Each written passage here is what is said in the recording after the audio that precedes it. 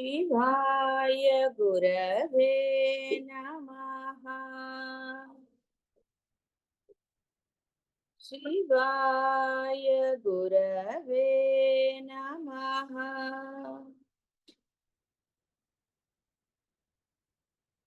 शिवाय गुरवे नमः। शिवाय गुरवे नमः। शिवाय गुरवे नमः। शिवाय गुरवे नमः। शिवाय गुरवे నమః। భావన మరియు బోధ అనే ఈ రెండిటి వలన కర్తృత్వ అభిమానం తొలగుతుందని ఆచరణలో పెట్టిన వాళ్ళకి అర్థం అవుతుంది. రెండిటి ఫలము ఒక్కటే, కానీ ఆచరణ వలన బోధ సత్యమని, భావన కేవలం ఒక ఇమాజినేషన్ అనండి, ఇంకోటి అనండి, ఇక దానికి ఏ పేరు పెట్టినా సరే మీ ఆలోచన, మీ ఇష్టము, మీ అయిష్టాలు ఇదే అంటారు. కాబట్టి ఇక్కడ భావన బోధ, కాబట్టి బోధని ఆచరణలో పెట్టినప్పుడు మీ భావన బ్రహ్మ భావన అవుతుంది. అప్పుడు మీరు పొందేది కూడా బ్రహ్మాన్ని. కాబట్టి మీ భావన అంటే మీ ఆలోచన, మీ ఇష్టాలు రకరకాలు, అది ఎప్పుడైతే అద్వైతం అవుతుందో మీరు పొందేది కూడా అద్వయమే. అప్పుడు మీ స్థితి కూడా అద్వయ స్థితి అవుతుంది. అదే బ్రహ్మస్థితి, జీవ బ్రహ్మైక్యము. అంటే జీవుడికి భావనలు ఉన్నాయి తప్ప బ్రహ్మముకి భావన లేదు. అనుకోవటం ఒకసారి, ప్లానింగ్ ఒకసారి, అలా లేవు. బోధన అంటే ఒక మాటగా చెప్పాలంటే అనుకున్నది చేస్తాడనో, అనుకున్నది అనుకున్నట్టుగా జరుగుతుందనో చెప్పాల్సి వస్తుంది. వేరేగా చెప్పడానికి అక్కడ లేదు ఇంకొకటి. అసలు అలా ఒక ప్లానింగ్ అని అనుకోవటం అని కానీ ఉండదు. ఎందుకంటే అది ఎప్పుడూ ది బెస్టే. బాహ్య ప్రపంచంలో కూడా చాలా ఇవి వాడు చాలా కరెక్ట్ గా చెప్తాడండి అది ఇదని, అలా మన కొంతమంది మీద ఒక పాజిటివ్, ఒక దృఢమైన విశ్వాసం, వాళ్ళైతే కరెక్ట్ గానే మనకి సజెస్ట్ చేస్తారు అని. ఈ అంటే బాహ్యంలో మారే మనుషుల గురించి ఉన్న దృఢమైన భావన నువ్వు ఏదైతే అయి ఉన్నావో దాని మీ యందు లేదు. అదే ఇప్పుడు పూర్ణత్వం పొందకపోవడానికి కారణం. ఇంకా వేరే ఏమీ లేదు. అంటే నశించే అనండి మారే గుణాలున్న ఈ యొక్క రూపాల యందున్న విశ్వాసం, అది ఒక్కొక్కసారి మీరు ఉపాసించే దైవమందు కూడా మీకు లేదు. అందులో ఏమి మొహమాట పట్టమో సమర్థింపు అక్కర్లేదు, అది ఉన్న విషయమే. ఎందుకంటే నిజంగా ఉపాసించే దైవం పట్ల మీకు ఎటువంటి అనుమానం లేకపోతే అప్పుడు మీరు అద్వయ స్థితిని పొందేవారు. అంటే ఈ జీవ లక్షణం ఎలా ఉంటుందంటే, అంటే ఇది జీవ లక్షణం అని ఎందుకు అన్నామంటే వీడు జీవుడని తనకు తాను అనుకున్నాడు కాబట్టి, అజ్ఞానంలో ఉన్నాడు కాబట్టి. అజ్ఞానంలో ఎవరు ఉంచలేదు, వాడే ఉన్నాడు. వాడికి చిన్నప్పుడే దైవాన్ని పరిచయం చేశారు.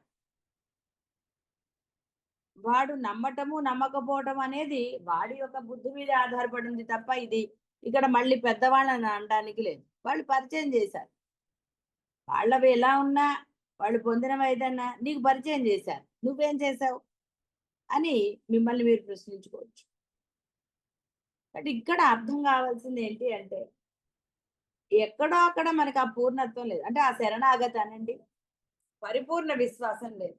అంటే బాహ్య ప్రపంచంలో ఈ మనుషులు, మీరు ఎన్నో సార్లు కూడా ఎంత నమ్మాను, ఎలా చేశాడు, ఇలా రకరకాలైన భావనలు ఉన్నాయి. ఏమీ సందేహం లేదండి. ఎన్నో రకాల అభిప్రాయాలు ఉన్నాయి మనుషుల మీద. అంటే నశించే మనుషుల పట్లే మీరు రకరకాలుగా ఇచ్చేసినప్పుడు ఇదే పద్ధతిని మీరు ఉపాసించే దైవం అనండి, నమ్మిన దైవం, నమ్మాను అంటూ ఉంటారు, అందులో కూడా సందేహం లేదు. ఆ దైవమందు, సరే, మీకు లభించిన గురువులందు, అది నువ్వే అని చెప్పబడిన ఆ పరమాత్మ యందు ఉండటం. ఇదే కదా అత్యంత శోచనీయం అనంటే ఇంకోటది. దీని వల్లనే ఈ యొక్క పూర్ణత్వం అంటే అద్వైతం సిద్ధించట్లేదు. ఆల్రెడీ సిద్ధించుంది, కానీ దానిని గుర్తించట్లేదు, ఆచరణ పెట్టట్లేదు. గుర్తించటం అంటే తెలుసు, అందులో సందేహం లేదు. సిద్ధ వస్తువునకు ప్రతికూలమైన భావన అనర్థహేతువు. ఇప్పుడు చెప్పింది అదే. అంటే ఆ బ్రహ్మము యందు, బోధ యందు, బోధ వేరు, గురువు వేరు, వేదం వేరు, బ్రహ్మం వేరు కాదు కదా, అన్నీ ఒకటే, సందేహం లేదు అందులో. మరి ఇన్ని ఒకటే అయినప్పుడు మీ భావన వేరుగా ఉందనుకోండి, అంటే ఇంకా నేను భావన, సందేహం లేదు, ఉన్నది. లేసమా ఎంతైనా కానివ్వండి, అది కొంచెం అయితే ఏంటి, ఎక్కువైతే ఏంటి. ఆ భావన మూలంగా ఆ జీవ లక్షణాన్ని మీరు వదలటలేదు. అదే జీవ లక్షణం అసలు. పైగా దీని యందు ఒక తేలిక భావం. ఎందుకంటే ఆల్రెడీ అంటారు కదా, కొనుక్కున్న తర్వాత వస్తువు విలువ పెద్ద గుర్తించరు. మన వస్తువే కదా, ఎక్కడికి పోతుందని. కానీ ఇక్కడ గ్రహించవలసింది ఏంటి అంటే, ఈ దేహం ఉన్నప్పుడు పొందవలసిందది. వస్తువులనైనా అంతే, దేహం ఉన్నప్పుడు పొందుతారు, అందులో సందేహం లేదు. కానీ దానివల్ల పెద్ద నష్టమేం లేదు. మీరు ఒక వస్తువు పొందినా, పొందకపోయినా పెద్ద జరిగే నష్టాలేం లేవక్కడ.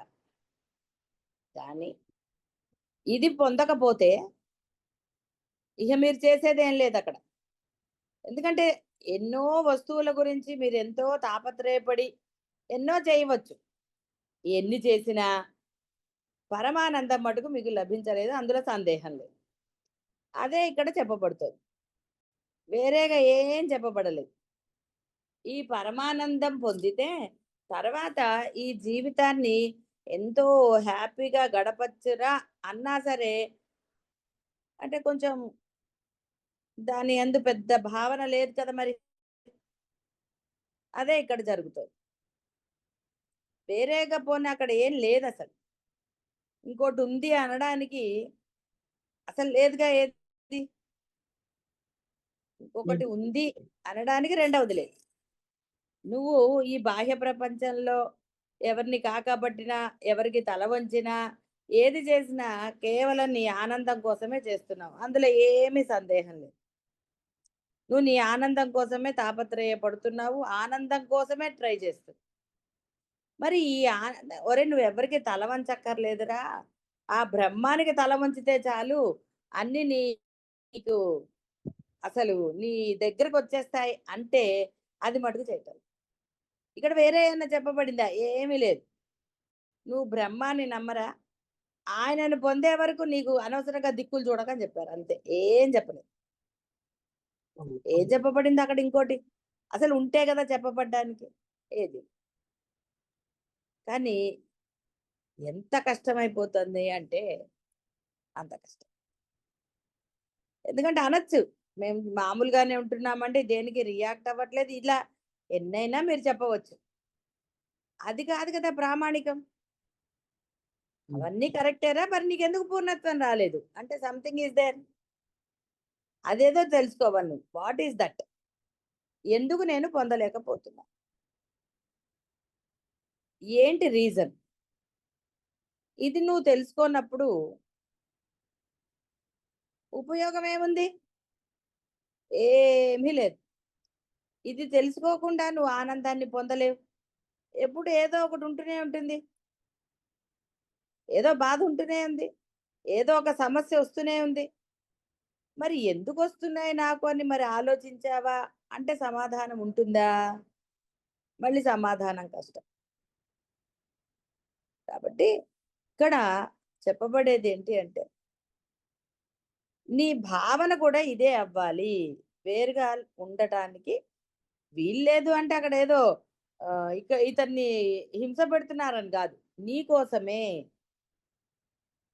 నువ్వు ఎప్పుడైతే భావనారహితంగా ఉంటావో, అంటే ఆ బ్రహ్మమే అన్న సద్భావనతో ఉంటావో, అది అనర్థహేతు కాదు. జ్ఞానోదయం కాకున్నను ఏ భావన జ్ఞానసిద్ధి అగు వస్తువునకు అనుకూలముగా ఉంటుందో అట్టి భావన జ్ఞానముతో సమానం అవుతుంది. అదే కదా, నువ్వేం చెయ్యక్కర్లేదు, అలా ఉండు. ఆయన మిగతా ఆయన చూసుకుంటాడు పాపం. ఆయన తిప్పలు ఆయన పడతాడు కదా. నిన్నేమన్నా తిప్పలు పడమన్నాడా? ఏమనలేదు. అన్నీ ఆయన ఇచ్చినవే కదా. ఇప్పుడు ఆయనకి ఇవ్వకుండా నువ్వేదన్నా వస్తువు సంపాదించావా? ఎస్, ఐ గాట్ ఇట్ అని అవకాశమే లేదు ఎక్కడ. కాబట్టి ఇక్కడ ఒక పాజిటివ్, పోనీ నేను ప్రయత్నం చేసి చూస్తాను, ఇంత బోధ జరుగుతోంది కదా నాకు, ఎందుకు నేను ఈ బోధను వృధా చేసుకోవాలి, నేను పొంది తీరుతాను అన్న ఒక మంచి తలంపు వచ్చిందనుకోండి, ఇంకెక్కడ ఏముందంటే అసలు అక్కడ బాధపడ్డానికో వేరే దానికో ఉన్నదా? ఏమీ లేదు. హాయిగా పొందవచ్చు. అక్కడ వేరేదేం లేదు. అందుకనే చెప్తున్నారు, జ్ఞానోదయం కాకపోయినా సరే, ఇంత చెప్తున్నారు కదా, ఇంత బోధ జరుగుతోంది కదా, నేను ఎందుకు దాన్ని ఆచరణలో పెట్టి చూడకూడదు అన్న ఒక భావన వచ్చినా అది నెమ్మదిగా మిమ్మల్ని అందులో తీసుకు.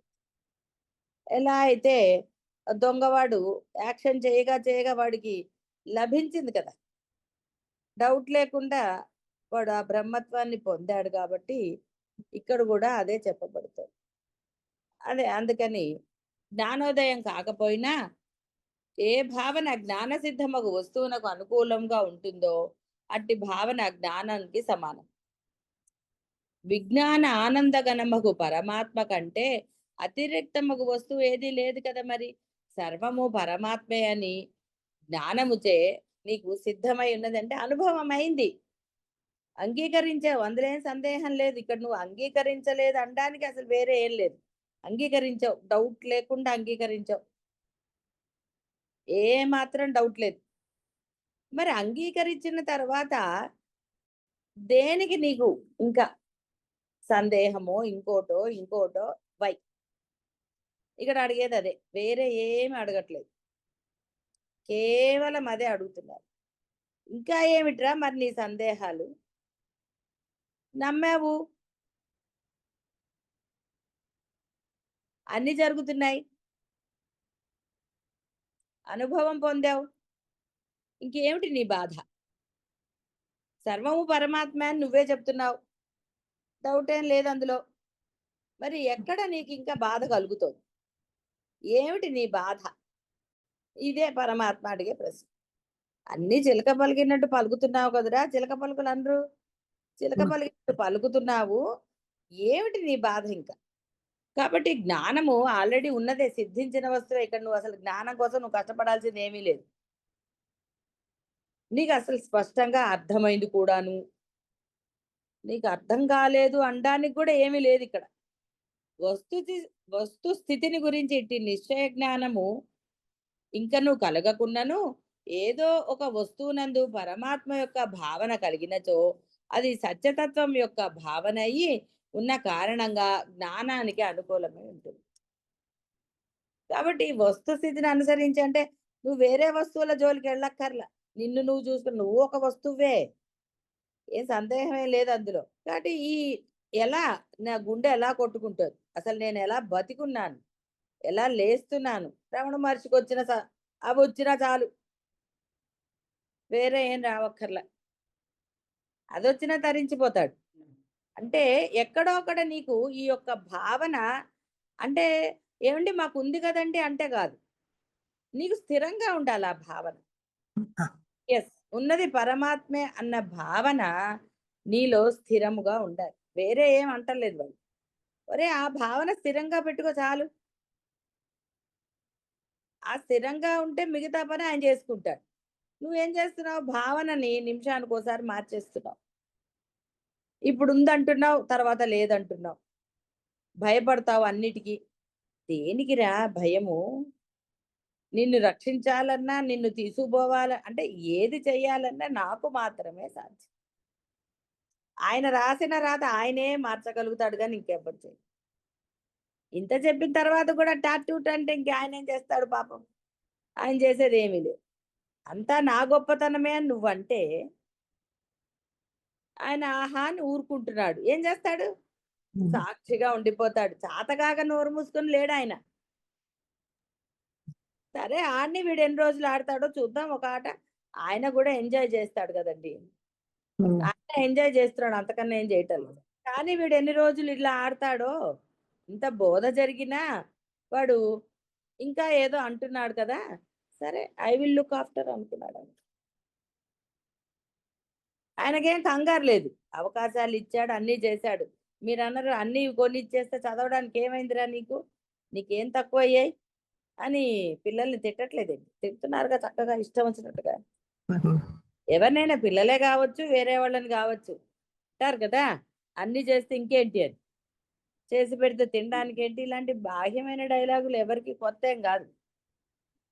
చాలా చక్కగా వాడిన వాళ్ళే పరమాత్మ కూడా అన్న. అయితే పరమాత్మ అనడు. సాక్షిగా ఉంటాడు అంతే మౌనంగా చూస్తూ ఉంటాడు మీ యొక్క ఆటలు, వ్యవహారాలు. కాబట్టి ఎప్పుడైతే భావన స్థిరంగా ఉంటుందో, అవును కదా!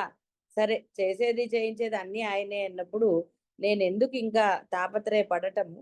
సరే చూద్దాం ఏమవుతుందో. బోధలో చెప్పబడింది కాబట్టి నేను నిశ్చలంగా ఉంటాను అనుకున్నాడనుకోండి అసలు గొడవేముంది? అంటే భావన స్థిరంగా ఉంటే చాలు. ఇప్పుడున్న భావన తర్వాత నేనే నా గుండె కదా కొట్టుకుంటోంది. నేను లేచా కాబట్టి నా గుండె కొట్టుకుంటోందంటే ఏం చెప్పాలి? అక్కడ చెప్పడానికి ఏం లేదక్కడ. అదే ఇక్కడ. కాబట్టి ఎప్పుడైతే ఆ పరమాత్మ భావన దృఢమవుతుందో అది అనంతమైపోతుంది. భావన ఆరంభంలో అభ్యాసం వలన పుట్టే మనోవృత్తియే అయినను అంతతో గత్వ అంటే దారిలో ఉన్నవాడని సాధకునకు జ్ఞానోదయంకు కావలసిన యోగ్యతను కలిగించు. ఒక్క భావన స్థిరం పెట్టుకో ఒక దాంట్లో. నేను ఆ పరబ్రహ్మమునే. అందుకే మన ఏంటది యోగ వాసిష్టం కాదు ఆహ్, ఇంకోటి ఉంది కదా! ఏమిటది మర్చిపోయా. పేరు ఇప్పుడే వచ్చింది మళ్ళీ. వివేక చూడమణి. మణి వస్తుంది గానీ వివేకం రావటం లేదు. మరేం చేద్దాం? ఆ వివేక చూడమణిలో చెప్పబడింది. అహం బ్రహ్మాస్మి అనుకోరా. అహం బ్రహ్మాస్మిగా నువ్వు వ్యవహారం చేస్తూ ఉండు.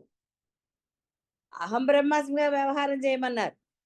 అంతేగాని తపస్సులాగా అంటే వ్యవహారం చేయమన్నారు. అప్పుడు ఆ అభ్యాసం వలన ముందు నీది అది భావనే. నేను బ్రహ్మమునే అన్నది భావనే. నామస్మరణ నేను చేస్తున్నాను అన్నది భావనే. అందుకే వాటి నుంచి ఇవతలికి భావాతీతుడవి కా. నేను చేస్తున్నాను అన్న భావన గాని, నాలో మార్పులు వచ్చాయన్న తలంపు గాని, అది కూడా ఒకటేనండి. భావన, తలంపు అన్నీ ఒకటే. అంటే ఏది గుర్తించని స్థితిలో నీ పని చేయటమే. తింటున్నారండి. ఏమన్నా ఆలోచిస్తున్నారా? ఇది అరుగుతుందా? అరగదా? ఇంకోటి అవుతుందా? ఏమవుతుంది అని. ఎప్పుడో తప్ప ఏదో ఏజ్ వచ్చాక ఆలోచిస్తున్నారు కానీ, ఒక చిన్నతనంలో ఆలోచించారంటే అడ్డమైనవన్నీ తినలేదు. అప్పుడు లోపలికెళ్ళాక ఏమవుతుంది అని ఆలోచించలేదు. అంతే నచ్చింది తినేశారు. ఏదైతే అది అవుతుందిలే అనుకున్నారు. కావాలంటే ఓ టాబ్లెట్ ఏసుకోవచ్చు అనుకున్నారు. అనలేదు. ఇవన్నీ జరిగినవే. మీ భావనే అది. కాబట్టి ఇక్కడ ఎప్పుడైతే నీకు నీ యందు నీకు స్థిర భావన కలుగుతుందో, ఇంక అసలక్కడ వేరేగా ఏముందండి? ఉండటానికి అసలు ఇంకోటి ఉంటే గదా! లేదు. కాబట్టి ఎప్పుడైతే భావన స్థిరముగా ఉంటుందో అది అనంతమవుతుంది. అంటే అద్వయమవుతుంది. అదే బ్రహ్మం. అదే జీవ బ్రహ్మ అయితే. కాబట్టి మీలో ఒక్క భావనన్నా స్థిరంగా ఉంచుకోండి. అంతా బ్రహ్మమే అని వ్యవహారమే కదా చేయమన్నారు. భావన స్థిరంగా ఉంచుకుని చెయ్యండి. మీరు బ్రహ్మమైన తర్వాతైనా వ్యవహారం జరుగుతోంది కదా! చూస్తున్నారు కదా నిదర్శనం. మీ గురువులు మీకు కనపడుతున్నాయన్నారు. ఆయన లైఫ్ కనపడుతున్నాయన్నారు. అన్నీ కనపడుతున్నాయన్నారు. మీకేమి దాచలేదు కదండీ! ఇంట్లోకి రావద్దు. తలుపులు వేయలేదు కదా, లేదు అన్ని ఓపెన్ లేదమ్మా. ఉన్నాయి కదా. ఏం చేస్తున్నారు, ఏం మాట్లాడుతున్నారు, అసలు ఏది మీ దగ్గర దాచలేదు. లేదు ఇంకా అక్కడ ఏముంది, ఉన్నది పరమాత్మ అన్నప్పుడు గురువు ఎందుకు దాస్తాడండి? ఏమిటి దాచాలి? ఎప్పుడన్నా మీ మీద అనుమానం వచ్చింది, ఏమన్నా పట్టుకుపోయారని ఇంట్లో లేదు లేదమ్మా. ఎన్ని పట్టుకుపోయారో ఏమిటో నాకు కూడా తెలియదు మరి. లేదమ్మా. అది అంతా పరమాత్మ అయినప్పుడు దేని మీద అనుమానం వస్తుందండి? ఏది రాదు. రాదు. అనుమానం వచ్చి అడగరు, ఏదైనా అడిగితే ఉందా లేదా అన్న కన్ఫర్మేషన్ కోసం, అంతే తప్ప మీరు పట్టుకుపోయారని అడుగుతారా? కాబట్టి ఆరంభంలో అది మీ భావనే అయి ఉండవచ్చు గాక, కానీ ఎప్పుడైతే అది స్థిరమవుతుందో ఆ భావనతో భ్రమరకీట న్యాయమే, ఇంక వేరేదేం లేదు. స్థిరమవుతుందో అది అనంతమవుతుంది. సాధకునకు ఈ యొక్క జ్ఞానోదయానికి కావలసిన యోగ్యతను కలిగిస్తుంది. సిద్ధ వస్తువుకు పరమాత్మయందు మరి యొక్క అన్య వస్తువు ఉన్నట్టుగా భావన చేస్తే అది ప్రతికూలమవుతుంది. దాని వలన ద్వైతము, జడత్వము, దుఃఖము ఇక ఎన్నో అనుభవిస్తున్నారు కదండి. ఇక మళ్ళీ వాటి గురించి చెప్పేది ఏముంది, ఎక్స్ప్లెనేషన్ దేనికి? ఎన్ని ఇంకా స్టిల్ ఉన్నాయి కదా రకరకాల భావనలు, అబ్బో చెప్పక్కర్లేదు. కొన్ని ఎక్స్ప్రెషన్లు, కొన్ని మాటలు, కొన్ని చేతలు, అబ్బో ఏమిటో ఎక్కడి నుంచి వస్తాయో అలాంటి భావనలు తెలియదు. మంచి భావన రమ్మానండి, ఎంత కష్టమో ఒక మంచి భావన రావడానికి. మంచి భావన ఎంతసేపు ఉంటుందండి? ఆనందం ఎంతసేపు, మంచి భావన కూడా అంతసేపే ఉంటుంది జీవుడికి. వెంటనే వాడి బుద్ధిలో మళ్ళీ ఏదో వస్తుంది. అది ఎవరి పట్ల అయినా సరే, దేవుడి పట్ల కావచ్చు, గురువు పట్ల కావచ్చు, పరమాత్మ పట్ల కావచ్చు, మనిషి పట్ల కావచ్చు. ఆ బుద్ధి అలర చంచలం, ప్రతికూల భావన అది పతనానికి దారితీస్తుంది. భావన మనోవృత్తి అయినను జ్ఞాని యొక్క దృష్టిలో అది జ్ఞాన స్వరూపమే, జ్ఞానము కంటే వేరుగా లేదు. అంటే ఏమండి, రమణ మహర్షి కూడా ఆలోచించాడు, లేకపోతే పెరియవారు అలా చేశారు, ఇలా గురువులు కూడా ఏదో ఒకటి అంటూ ఉంటారు కదా, ఇష్టాలు అంటారు, ఏదేదో చెప్తారు, వాళ్ళు ఇలా చేశారు, వీళ్ళు ఇలా చేశారు అంటారు. ఎన్ని కదండి, పాపం అడగలేరు. ఒకనొక ఎవరితో అయినా డిస్కస్ అయితే చేయిస్తూ ఉండవచ్చు. అవతల వాళ్ళు కూడా వీళ్ళలాంటి వాళ్ళే అయితే ఎటుపోతుంది, పతనానికే దారితీస్తుంది. అవతల వాళ్ళకి కొంచెం స్ట్రాంగ్ మైండ్ ఉందనుకోండి, అవన్నీ అలాగే ఉంటే మన జ్ఞాని లక్షణాలు చదువుకోలేదా, శంకర్లు చెప్పారు కదా, అవి మనకెందుకు, మనం బ్రహ్మం అవుదాం అని వాడు సలహా ఇస్తాడు. దొందే అనుకోండి, ఇంకేమిటి చేస్తారు అక్కడ? ఇక లాగి పీకి అంతా ప్రతికూలమేగా, అంటే అంతా పతనమే. నువ్వు ఎప్పుడైతే పరమాత్మనో, గురువునో, దైవాన్నో విమర్శించటం మొదలు పెట్టావో నీ పతనాన్ని నువ్వే తెచ్చుకున్నావు. ఏం సందేహం లేదు, సందేహం ఏమీ లేదు. ఎప్పుడైతే నీ గురువులని, అంటే నీకు పరబ్రహ్మను బోధించిన గురువుని, బాహ్య గురువు అనుకోండి, ఆయనకి నువ్వు విమర్శించిన పాపం మళ్ళీ ఫీల్ అయ్యి నీకు మళ్ళీ ఏదో చేస్తాడు. ఆయనకు అవన్నీ లేవు. ఒక పక్కన గురువుకి అన్ని తెలుస్తాయి అన్న భావన దృఢంగా ఉన్నా చూడండి విమర్శలు ఎలా చేస్తారు. ఇక చెప్పాక దొందే అయితే విమర్శల పరంపర ఎంత బాగుంటుందో. వినసొంపుగా ఉంటాయండి విమర్శలు, రకరకాలుగా. అసలు అప్పుడు ఇప్పుడు అనవసరంగా నమ్మాను, అసలు ఎన్నో ఇంకా చెప్పక్కర్లేదు. చాలా ఇదిగా ఉంటుంది. నమ్మినప్పుడు ఎంత బ్రహ్మాండంగా ఉంటుందో, నమ్మకం పోయా కూడా అంత బ్రహ్మాండంగానే ఉంటుంది వాళ్ళకి. గురువుకి కూడా ఆనందంగానే ఉంటుంది. నమ్మినప్పుడు ఆనందమే, వాడు విమర్శ చేసినప్పుడు ఆనందమే కలుగుతూ ఉంటుంది. ఆ విమర్శ తెలుస్తూ ఉంటుంది కదా మరి పాపం, ఆనందిస్తే ఏం పర్వాలేదు. విమర్శ ఎవరికండి, ఎవడు చేశాడో వాడి దగ్గరే ఉంది విమర్శ. దానివల్ల నా గురువుకి ఏమైనా నష్టం జరిగిందండి? అది వాళ్ళ భ్రమ మాత్రమే. ఏదో జరుగుతుంది అనటం వాళ్ళ భ్రమే. ఏమిటి జరుగుతుంది? సరే జరగనియండి. ఒరే నీకేం బాధ అంటే గురువుకే కదా. నువ్వు నా దగ్గరికి ఎందుకు వచ్చావు? నాకేదో జరగాలనో నాకేదో జరగకూడదనో కాదు కదా. నమ్మావు, పట్టుకున్నావు, మళ్ళీ నమ్మకం పోయింది, మళ్ళీ పోయావు. ఉమ్. రెండు చేసింది నువ్వే కదా. అవునండి. ఇంట్లో ఉన్నవాడికి, సురక్షితంగా ఉన్నవాడికి బయట ఏమైతే ఏంటంటే యుద్ధం జరిగినా వీడి సేఫే కదా. జరిగితే జరగకపోతే అని వీడికి ఏం బాధ.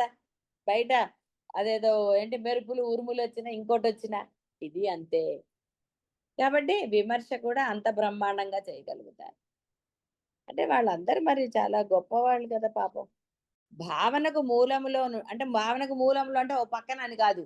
మీ భావన ఎప్పుడైతే బ్రహ్మ భావన అవుతుందో మీకు ఆ ప్రేరణ, శ్రద్ధ, మరల దాని యందు ఆసక్తి, దృఢ భావము, విశ్వాసం ఇవన్నీ కలుగుతాయి. అప్పుడు సాధకుడు తనకు అభీష్టమైన సాధ్య వస్తువును పొందుతాడు. ఇదే దాని యొక్క ఫలితం. అంటే ఆ యొక్క భావన యొక్క ఫలితం. వాడు అప్పుడు ఇష్టంగా ఉంటుంది కదండి. ఇష్టమైనప్పుడే కదండి ఏదైనా చేస్తారు బాహ్యంలో కూడా. అంటే శ్రద్ధగా చేస్తారు. ఇష్టంగా చేయటం అంటే శ్రద్ధగా చేస్తారని అర్థం. సాధ్యాకార వృత్తి దాని ఫలం. ప్రమాణ రూపంలో నుండే వృత్తికి ప్రాధాన్యమునిచ్చి పరిశీలించుట, శోధించుట, అన్వేషించుట జరుగుతాయి. శ్రద్ధ లేకపోతే ఏమిటండి చేసేది అక్కడ? శ్రద్ధ లేకపోతే మీరు భజన కూడా చేయలేరు కదా పాపం. అవునండి. చూడండి, దిక్కులు చూస్తారు, ఆ చప్పట్లు ఇష్టం వచ్చినట్టు కొడతారు, అబ్బా నొప్పి పుడుతోంది అనుకుంటారు. రకరకాలుగా జరగదు. ఏమి అవునండి. చేయలేరు. ఇష్టం ఉన్నప్పుడే ఏదైనా చేస్తారు. ఇష్టం లేకపోతే మాట సరిగ్గా ఉండదు, చేత సరిగ్గా ఉండదు. ఏది సరిగ్గా ఉంటుందండి? ఏది సరిగ్గా ఉండదు. శ్రద్ధ, విశ్వాసములు అనేవి అప్రధానమైపోతాయి. నమ్మకం పోయిన తర్వాత ఇంకేం శ్రద్ధ అండి బాబు. అప్పుడు ఉండదమ్మా. దేవుడికైనా నమస్కరిస్తారండి? ఏం లేదమ్మా. నమస్కరించారు. ఈయన ఏం చేశాడులే నాకంటారు. అప్పటి వరకు వాడు ఉన్నది ఇలాగ పొందిందంతా ఏమిటో. ఉమ్. గురువుకు కూడా నమస్కరిస్తారా? దొంగ చూపులు చూస్తారు, పారిపో. నమస్కారం చేయకుండా ఎట్లా ఉండవచ్చో ఆలోచిస్తూ ఉంటారు. ఎంత నవ్వొస్తూ ఉంటుందో. గురువుకి ఎన్ని అనుభవాలండి పాపం. బోల్డ్ అనుభవాలు. ఎన్ని రకాలుగా చేస్తారు. ఎందుకంత కష్టం? పెట్టకు. ఏమన్నా గురువు పెట్టరా అన్నాడా? ఒరే నువ్వు పొందాలంటే పెట్టరా అన్నాడు. అంతే తప్ప నువ్వు పెట్టకపోతే అసలు నువ్వు రావడానికి వీల్లేదు అన్నాడా? హాయిగా ఉండు. ఉమ్. ఎందుకు నువ్వు పెట్టటం? దొంగదనాలు దేనికండి? అవసరమా? గురువు అడిగాడండి అట్లా? లేదమ్మా. ఇప్పుడు అడగరు కదా. ఎప్పుడో చెప్పారు. కృష్ణుడు కూడా ఎప్పుడు చెప్పాడు, నీలో ఆ వినయం సాష్టాంగ నమస్కారం చేస్తేనే వాడు నీకు అంగీకరించినట్టు అన్నాడు. అష్టావక్రులకు కూడా ఎందుకు చెప్పారు? అయితే నువ్వు చెయ్యి అన్నాడు. అంటే కదండి గురువుగా అంగీకరిస్తే కదా నేను నీకు జ్ఞానాన్ని ఇస్తానన్నాడు. మరి అంతటి అవును. మహారాజు చేయలేదు. మనకి ఎంత మహారాజత్వం ఉందండి నమస్కారాలు చెయ్యాలంటే. అసలు మళ్ళీ మర్చిపోతారు. అయ్యో ఇందాక మర్చిపోయానండి నమస్కారం చేయటం. అసలు చాలా ఎంజాయ్ చేస్తారండి గురువు ఇలాంటివన్నీ. వాళ్ళు ఏం ఫీల్ అవ్వరు. నువ్వు నమస్కారం పెడితే ఏమిటి, పెట్టకపోతే ఏమిటి. అదే. ఇక పక్క వాళ్ళు ఉంటారు చూడండి, నమస్కారం పెట్టి ఎందుకంత కంగారు, నువ్వు పెట్టుకో.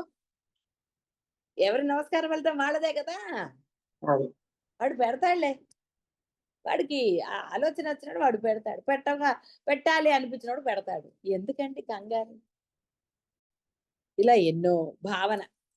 కాబట్టి శ్రద్ధా విశ్వాసాలు అప్రధానాలు అయినప్పుడు ఎంజాయ్ చేయొచ్చు. ఎంత బ్రహ్మాండమైన దీని యందు నవోన్మేష శాలినియగు ప్రజ్ఞ పనిచేయచ్చు. నిమిషానికి ఒకటి. అసలు ఎన్ని రకాలండి. కర్త ఎవరో, భోక్త కూడా వాడే కదా. అది మర్చిపోకూడదు. కర్త వేరు, భోక్త వేరు ఉన్నారా? ఎక్కడా లేరు. కర్త ఎవడో, భోక్త ఎవడో, ఇది అంతే. కాబట్టి ఎవరికైతే శ్రద్ధాభక్తులు ఉంటాయో వాడికి జ్ఞానం లభించి తీరుతుంది, సందేహం లేదు. కావున దీని యందు ఆ వృత్తి కూడా అప్రధానమే. బోధ కోరబడే వస్తువు కాదు, అది సిద్ధ వస్తువు. సిద్ధ వస్తువును కప్పివేసే అవిద్య ఆవరణాన్ని భంగం చేస్తుంది బోధ. భావన కర్త యొక్క అధీనం. మీ ఆలోచన మీ ఇష్టమే కదండి. కర్త ఒక భావనను చేయుటలో గాని, చేయబడుటలో గాని, దానికి విరుద్ధమగు భావనను చేయుటలో గాని స్వతంత్రుడు. అందుకే కర్త, భోక్త. నేను కర్త అంటే వాడు అనుభవించాల్సిందే. అనుభవిస్తాడు. ఏం డౌటే లేదు. "ఏం లేదండి నేను చేశాను. నేను శుభ్రంగా ఉన్నానండి" అని అనుకోవచ్చుగాక కర్త. ऊपर वाला है ना उनको मालूम है कब देना कब नहीं देना కాబట్టి కర్త అధీనంలోనే ఉంటుంది. మీ అధీనంలోనే ఉంది మీ ఆలోచన, మీ శ్రద్ధ, మీ విశ్వాసం అ- అన్ని మీ దగ్గరే ఉన్నాయి. ఇవి ఎక్కడి నుంచో రావు. అభ్యాసం వలన రాలేదు. బాగా గుర్తుపెట్టుకోండి. చెయ్యగా అన్నారు, అందులో సందేహం లేదు. మిమ్మల్ని నిరాశపరచకుండా ఉండడానికి బోధలో చెప్పబడుతుంది. కానీ నిజంగా శ్రద్ధ విశ్వాసం మీరు అనుకున్నంగానే రాలేదా? నమ్మగా అంటే ఒకసారి పోనీ మీరు బాహ్యమైన వాటి కోసమే వచ్చారు. మీరు తీరగానే మీకు అప్పుడు నమ్మకం కుదిరింది కదా! మరి రెండోసారి ఎందుకు కదలట్లేదు? ఎందుకు కుదరట్లేదు? కుదరలేదు కదా! బాహ్య ప్రపంచంలో నేను గొప్ప. గురువుకి ఏముందండి? ఏదో అలాగా అన్న భావన రాలేదు. కాబట్టి విరుద్ధం ఒక భావన అయినా, పాజిటివ్ అయినా మీ దగ్గరే ఉంది. బోధ కర్తృత కర్తృతంత్రము అంటే మీరు చేసే తంత్రంపై, కర్తపై ఆధారపడేది కాదు. బోధ వస్తుతంత్రం అనగా బోధయందు కర్త యొక్క ఇష్ట అనిష్టములకు తావు లేదు. బోధలో, వినటంలో అంటం లేదు, బోధలో. అంతేగాని మీకు నచ్చినవి చెప్తారండి. బోధలో మార్చేసి ద్వంద్వం అజయ్ లేదు. లాగా చెప్పరు. ఉన్నది ఇదే, చేస్తే చేయి లేకపోతే లేదు. నమస్కారం చేస్తే నీలో అహంకారం తగ్గుతుంది, చెయ్యి చెయ్యకపో అని చెప్పారు. కానీ ఒరే నువ్వు చెయ్యకపోతే నేను నీకు బోధ చేయను అన్నారా? కానీ ఇక్కడ లేదు. బోధలో బోధ బోధ అనేది, జ్ఞానము అనేది కర్తృతంత్రము, కర్తపై ఆధారపడేది కాదు. బోధ వస్తుతంత్రం అనగా బోధయందు కర్త యొక్క ఇష్ట అనిష్టములకు తావులేదు. వస్తువు యొక్క స్వరూపం ఎట్లున్నదో బోధ కూడా దానికి తగ్గట్టుగానే ఉంటుంది. బోధ చెయ్యటము గాని చెయ్యకుండా ఉండటానికి గాని దాన్ని మార్చివేయుటకు కర్తకు ఎట్టి స్వాతంత్ర్యము లేదు. అర్థమైందా? బోధ చేసే గురువు కూడా కర్తే, కానీ ఇక్కడ కర్తృత్వం లేదు ఆయనకి. నేను బోధ చేస్తున్నానని అనలేదు. తను ఇష్టం వచ్చినట్టుగా చెప్పడానికి లేదు. అనుకుంటున్నారు కదండి, కొంతమంది అంటారు కదా, అదేంటి రమణ మహర్షి పేరు మీద చెప్పో లేకపోతే ఇంకోళ్ళ పేరు మీద చెప్పి వీళ్ళు పనులు చేసుకుంటున్నారు. ఏమిటి అవసరం అండి? బోధ ఎందుకు మారుస్తారండి? బోధ మారుస్తారా? గురువుకు దండం పెట్టాను బోధ మారుస్తారా? కృష్ణుడు చెప్పలేదా? అష్టావక్రులు చేయించలేదా? అయినా సరే ఎంత అనుమానం చూడండి. ఇవిడికి నమస్కారం చేస్తే గానీ తృప్తి లేదండి. నాకు ఎందుకండి? మీరు దేనికి నమస్కారం చేస్తున్నారు ఒకసారి ఆలోచించకండి. దేహానికి. దేహమే లేదని చెప్పేవాడికి దేహానికి చేసే నమస్కారానికి సంతుష్టుడు అవుతాడా? కాబట్టి కర్తకు ఎట్టి స్వాతంత్రం లేదు బోధ చేయాలి చేయకుండా ఉండడానికి. అందుకని నేను చెయ్యను అని ఎప్పుడు అనలే మీతో. భావన వలన కర్తృత్వ అభిమానం శాంతిస్తుంది.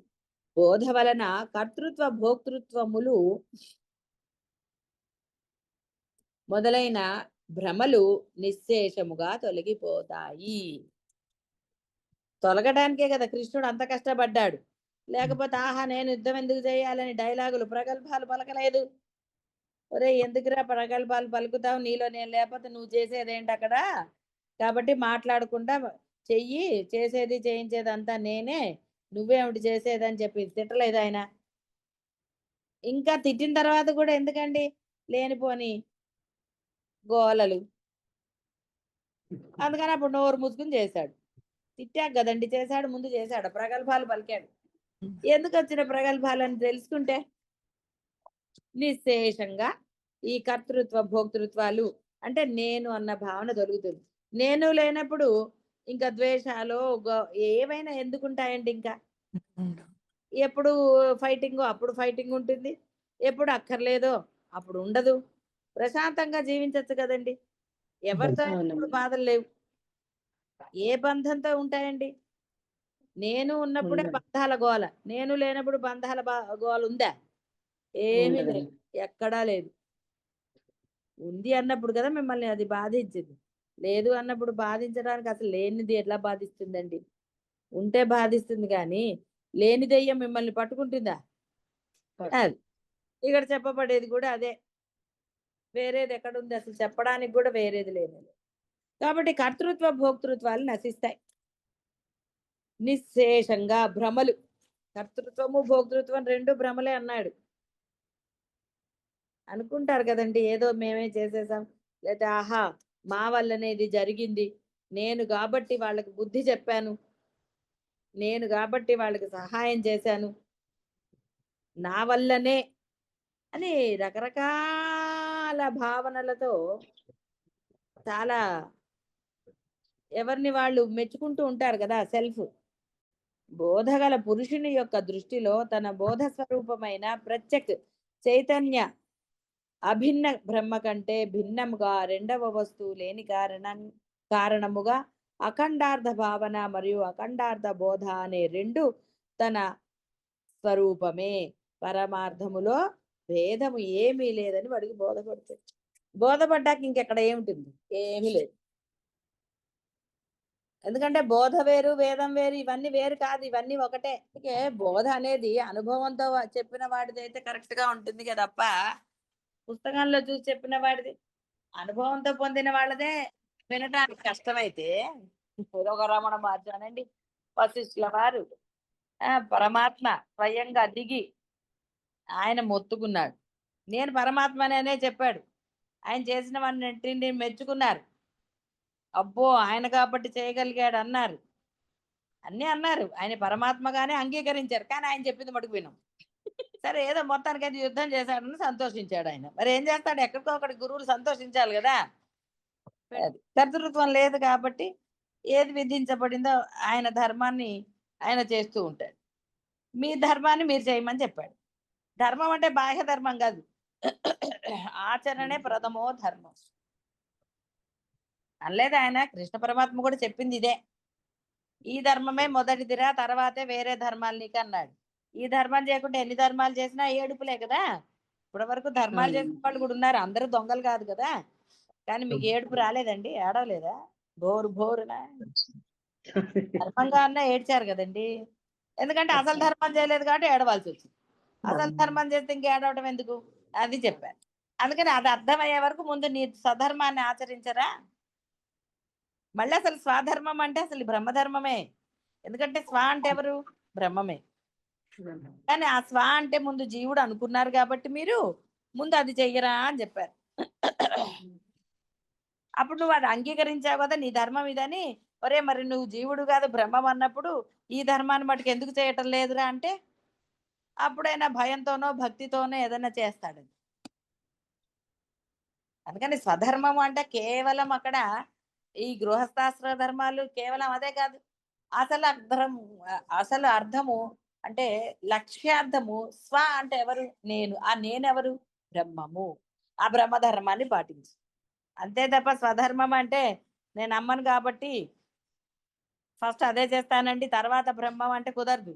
నువ్వు అమ్మగా కూడా పోతావు కదా, అమ్మగా ఉంటావండి. పిల్లలు తిట్లేచ్చి అసలు అమ్మవేనా అని అనలేదు వాళ్ళు. ఉంటారు పిల్లలు రకరకాలు. ఇది ఇట్లాగే ఉందని నువ్వు చెప్పగలవా? చెప్పలేవు. అంటే అందరూ కూడా పరమధర్మం తెలుసు, అన్నీ తెలిసి ఇప్పుడు అసలు ఈ ధర్మము ఆ ధర్మం అని ప్రత్యేకంగా విడిగా చెప్పక్కర్లేదు. కాబట్టి మీ యొక్క స్వధర్మము అసలైన ధర్మము బ్రహ్మముగా ఉండటమే, ఆ పరబ్రహ్మను నమ్మటమే, మీ ఉపాసించే దైవమే అందు అపారమైన ప్రగాఢమైన విశ్వాసం, ఆ శరణాగతి ఉండాలి.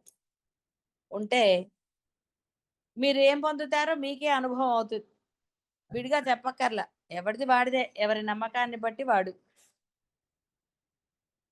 దోశలు ఎంత ఉందో అన్ని నీళ్ళే వస్తాయి కదండి దోశలతో పట్టుకోవాలంటే.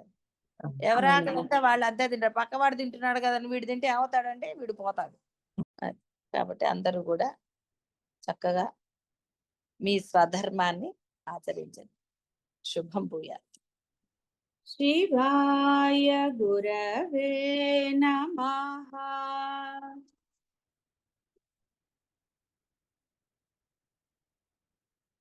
శివాయ గురవే నమః.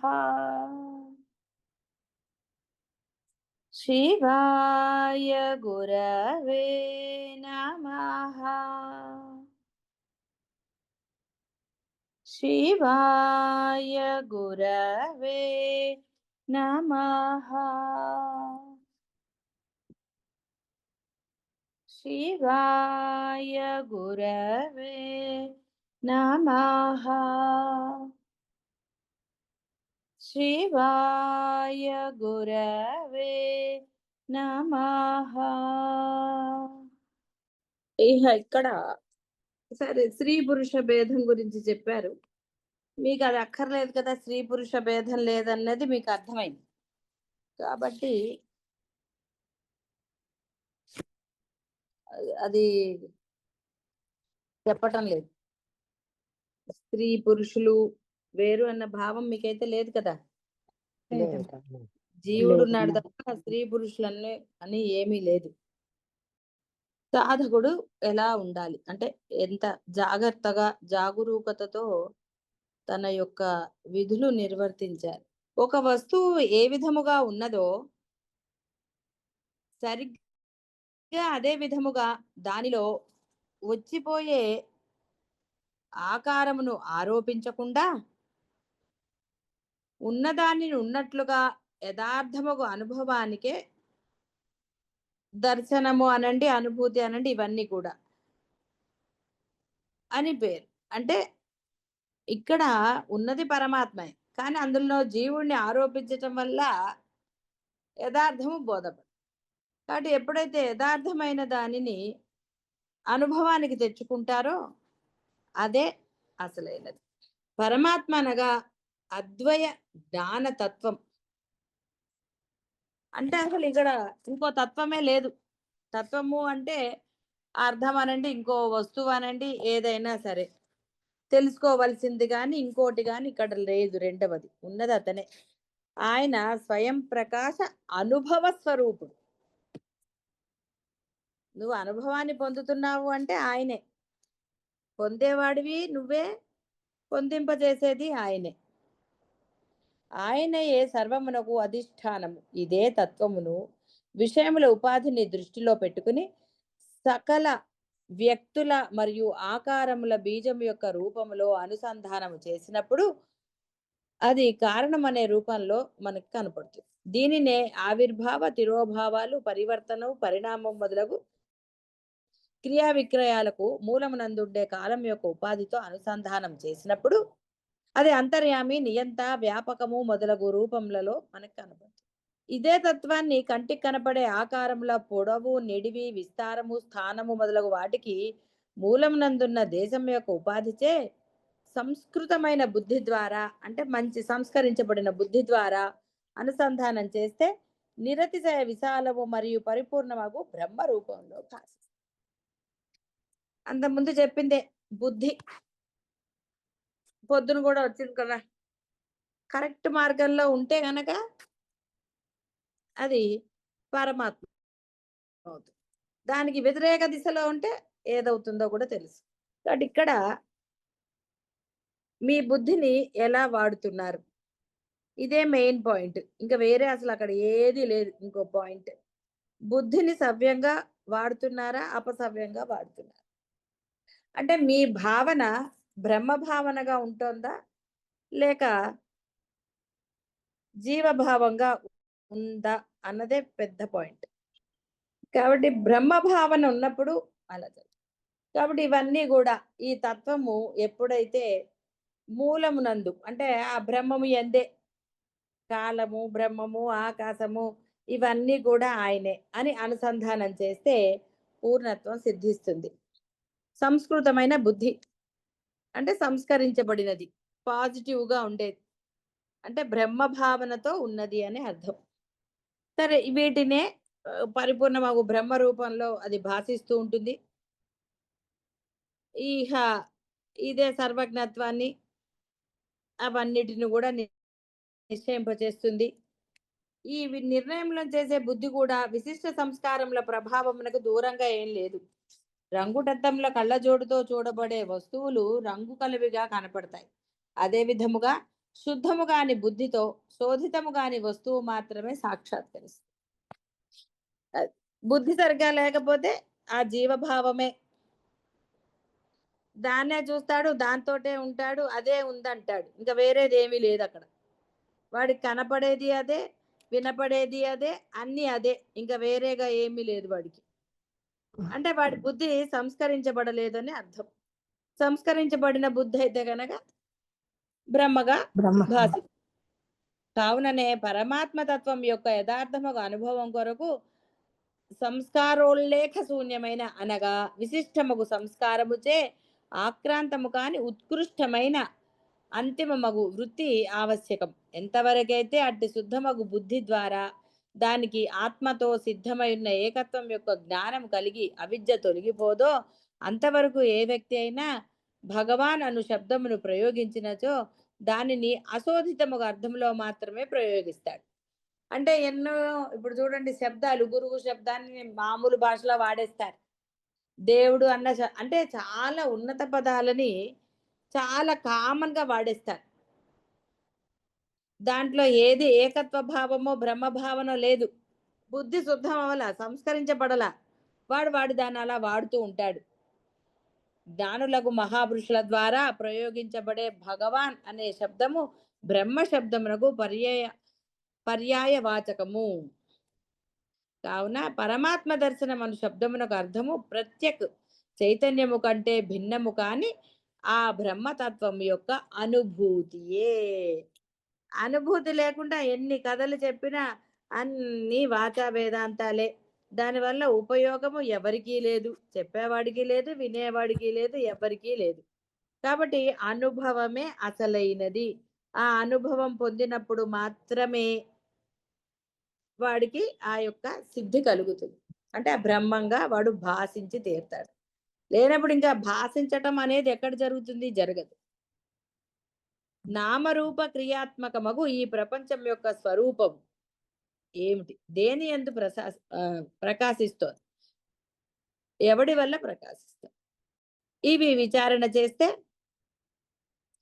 ఈ ప్రపంచము ఏ అధిష్టాన సత్త యందు భాషించుచున్నదో దాని యందు తత్వరూపములో దానికి వేరైన సత్తా ఉండజాలదు.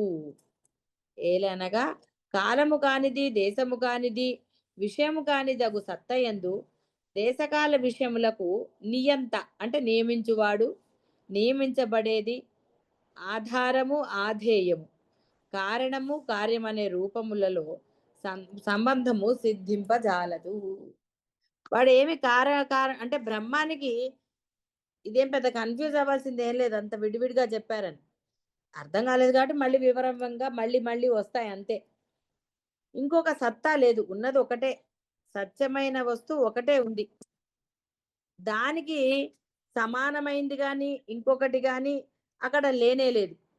ఉన్నది అనటం అసత్యమే అవుతుంది. ఉన్నది అంటే ఇది సత్యమైనది ఎలా అవుతుంది?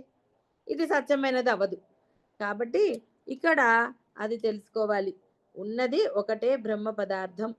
ఆ పదార్థమే మనకి మీలో ఉన్నది, సర్వత్రా ఉన్నది, మీరు చూస్తున్నది, చూడబడేది, చూడబడనిది అన్నీ కూడా అదే. కాబట్టి అది వీటికి లోబడి ఉంటుందని కానీ ఇంకోటాన్ని అనడానికి కానీ లేదు. నియంత అతను నియమించాడు. ఈ కాల వ్యవధి అనండి, ఇంకోటనండి, కాల పరిమితి అనండి, జీవులను అనండి, అతన్ని ఎందుకు కార్యకారణములు లేవు అంతే. ఎన్నో సార్లు ఉదాహరణలు చెప్పుకున్న పిల్లవాడు ఎందుకు చేస్తాడు? పిల్లవాడు ఎందుకంటే మీరైనా ఎందుకు చేస్తారో మీకు తెలుసా? తెలియదు. అదే ఇక్కడ చెప్తున్నారు. రాడు అనే తత్వం తెలిసిన తర్వాత పాము వాస్తవముగా లేదు అనేది స్పష్టమే కదా. ఇంకా వాడు ఎందుకు భయపడతాడు? అదే విధముగా అధిష్టాన జ్ఞానము కలిగిన తర్వాత ప్రపంచము కూడా వాస్తవముగా అంటే ప్రాతిభాసికం అంటే అసలు లేదని స్పష్టంగా తెలియాలి. రెండవ వైపున ద్రష్టను అనుసంధానం చేస్తే ద్రష్ట కూడా దేశకాల విషయములకు అతీతమైన తత్వమే కదా. ఆ ద్రష్ట కేవలము చిన్మాత్రమగు సత్తయే అని నిర్ధారితమై ద్రష్ట కూడా ప్రపంచంతో నియంత, నియామ్యము, ఆధారము, ఆధేయము, కారణము, కార్యమనే సంబంధము సిద్ధించదు. అంటే ఎవడికైతే ఈ సత్యాన్ని వాడు ఆచరణలో పెడుతున్నాడు, తన దైనందిన జీవితంలో అనండి, ఎక్కడన్నా అనండి, వాడు ఆచరణలో పెట్టేశాడు. పెట్టేసిన తర్వాత వాడికి ఇంకా దేనికి బాధ ఏది లేదు. వాడు హాయిగా ఉన్నాడు, ఆనందంగా ఉన్నాడు, వాడికి ఏ బాధ లేదు. అంటే వాడు ఇటువైపు చూసినా, తర్వాత దృష్టి మార్చుకున్నా, ఏది చేసినా వాడికి ఇంకోటేదో ఉంది అన్నది లేదు. వాడు పరమానందంగానే ఉంటాడు. కాబట్టి ఇక్కడ అదే చెప్పబడుతోంది. ఉన్నది ఆ పరబ్రహ్మ తత్వం మాత్రమే. ఆ పరబ్రహ్మమే నీ యందు, నా యందు, కులయందు అనండి, ఏదైనా అనండి, ఉన్నది అదే. కాబట్టి ద్రష్ట కూడా అలా అయిపోయాడు, చూసేవాడు కూడా బ్రహ్మమే, సందేహమేమీ లేదు. ఈ ప్రపంచము నిర్విశేష అధిష్టాన సత్త ఎందు గాని, నిర్విశేష చిన్మాత్ర ద్రష్ట ఎందు గాని ఉన్నదని చెప్పుటకు వీలు లేదు. ప్రపంచం యొక్క భావ అభావములకు ఉనికి లేకుండా, భావ అభావములకు అధిష్టానము సర్వమును ప్రకాశింపచేయునదగు చైతన్యమునందు ప్రపంచము భాషించుచున్నదే గాని వాస్తవముగా లేదు. ఇట్టి స్థితిలో తత్ పదార్థమునకు త్వం పదార్థమునకు అనగా అధిష్టాన చేతనకు దృష్టృ చేతనకు భేదమును కలిగించే నిమిత్తమే లేదు. ఇది ఎంత చెప్పినా అభేద స్థితినే చెప్తున్నారు. కొద్దిగా కొంచెం పదాలు అలా గంభీరంగా ఉంటే కాస్త కన్ఫ్యూజ్ అవుతారేమో, కంగారు పడక్కర్లే. దాని మూలార్థమో అసలర్థమో అభేద స్థితి అని తెలుసుకోవటం. మీకు ఆ బ్రహ్మానికి, మీరు చూసే వస్తువులకి మీకు అన్ని బ్రహ్మములే, ఏమి సందేహం లేదు, లేస మాత్రమైన సందేహం లేదు. అది మీరు గుర్తుపెట్టుకుంటే చాలు. తత్వజ్ఞ మహాత్ముడు తాను బ్రహ్మయని, సంపూర్ణ ప్రపంచం బ్రహ్మ అని తెలుసుకుంటాడు. కానీ ఈ జీవుడు, మానవుడు తమ యథార్థ సత్యమును తెలుసుకోలేక తాము స్వయంగా అద్వితీయ సచ్చిత్ ఆనంద ఘనులై ఉండి కూడా జీవుడుగా ప్రవర్తిస్తూ ఉంటాడు. వారికి గల ఆ భ్రమ తొలగుచుండగా క్షమ్యత, ఆ భ్రమ పోగొడదామని మహాత్ములు ప్రయత్నం చేసినా వారికి తమకై తాము కల్పించుకున్న దుఃఖ రూపము అనర్థము నుండి వాళ్ళు బయటికి రావాలి. ప్రయత్నం చేస్తారు, గురువులనండి, మహాత్ములనండి, జ్ఞానులని ఉన్న సత్యాన్ని బోధిస్తారు.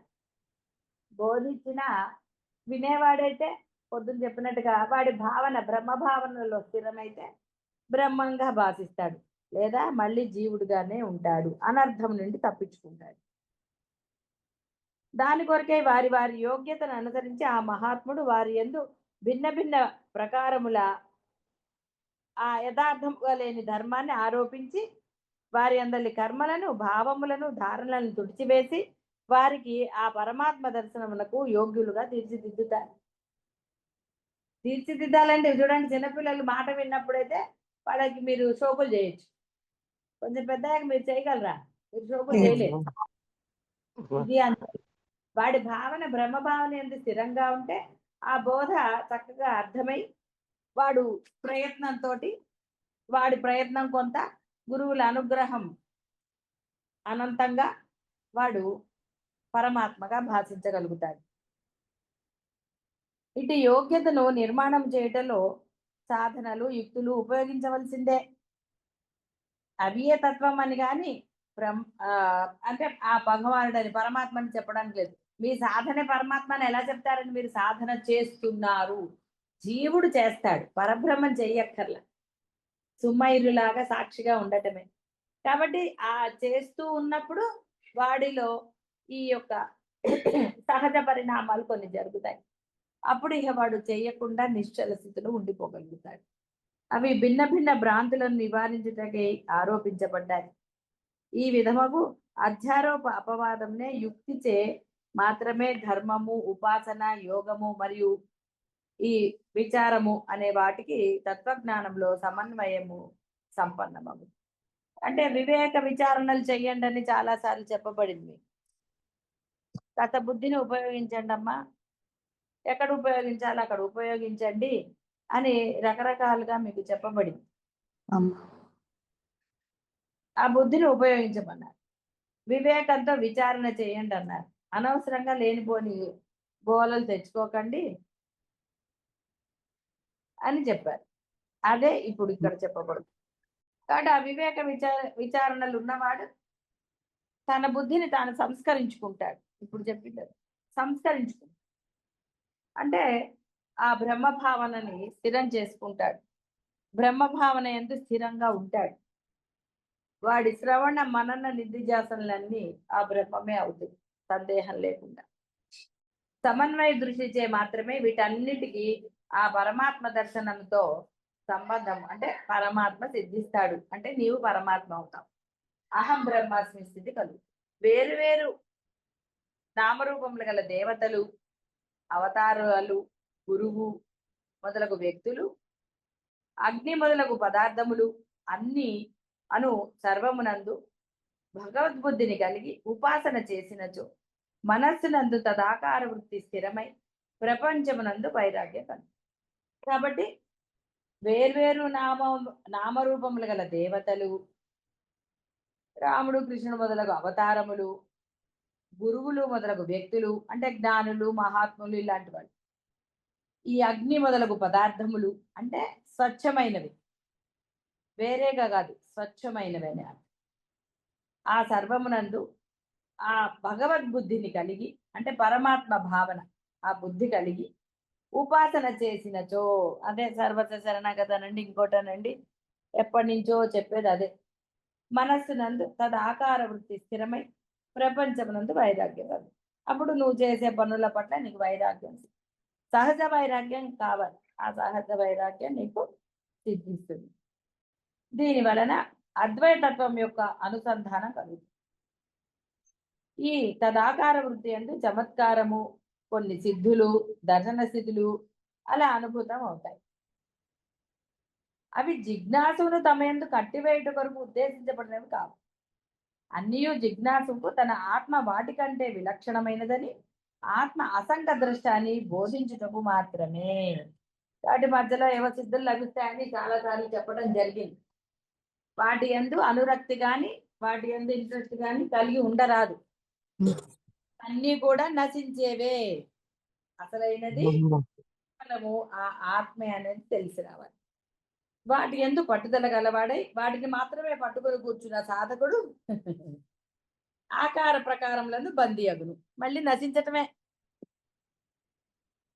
ఇంకా అక్కడ చేసేదేం లేదు. వాడు ఆహా నాకేవో సిద్ధులు లభించాయి, నాకు అన్నీ ఏవో తెలిసిపోతున్నాయండి, బ్రహ్మాండంగా నేను అన్ని చూసేయగలుగుతున్నాను, అందరివి తెలిసిపోతున్నాయి, వీళ్ళేమిటి వాళ్ళేమిటి అన్నీ నాకు తెలిసిపోతున్నాయండి, నేను జ్ఞానిని అయిపోయాను అనుకోకూడదు.